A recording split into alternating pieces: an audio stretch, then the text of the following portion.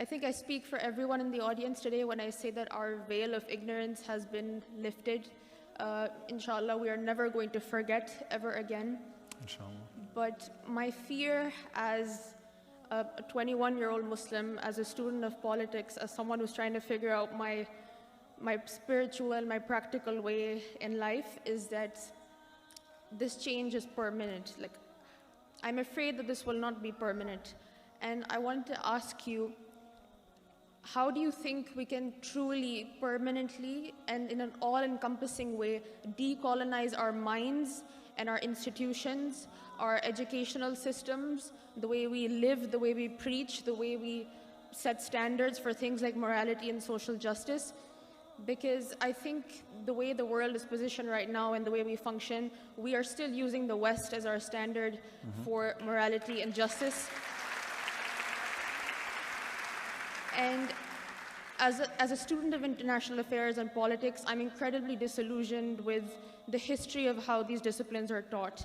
And so spiritually and practically, how do you think we can permanently decolonize our minds?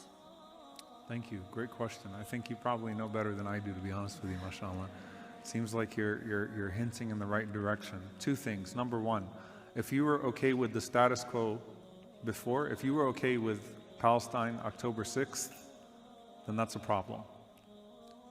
Right now, it's a ceasefire, but permanently, it's the end of occupation, the end of apartheid, a free Palestine altogether. And so it's important for us that as we seek the end of bloodshed, that we exert ourselves towards this cause in the long term. It's been 75 years too long. 75 years too long. And so if you have awakened to this new reality of what is happening specifically to our brothers and sisters there, and have a renewed sense of energy and interest in Palestine, don't let it go away until the people have achieved their freedom, inshallah ta'ala. So that means that if you're in academia, right, we need Palestine study centers. We need,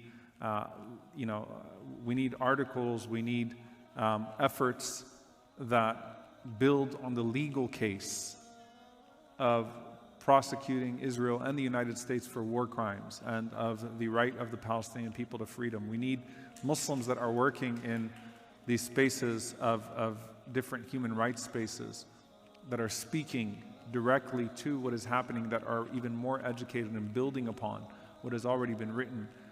We need collective efforts, young, brilliant minds that are untainted, that are going to move the conversation and move the needle.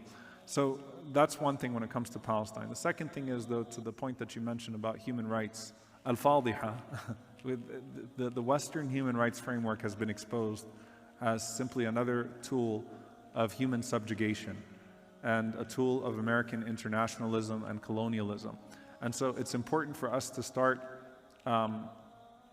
building on our own authentic human rights values, our own frameworks, our own sets of scripture and understanding, and looking at the historical application of the Prophet Muhammad, peace and blessings be upon him, sunnah, in regards to justice and society and how that functions. It's important for us to start building our own and to free ourselves from faulty foundations, not just hypocritical outcomes. Thank you.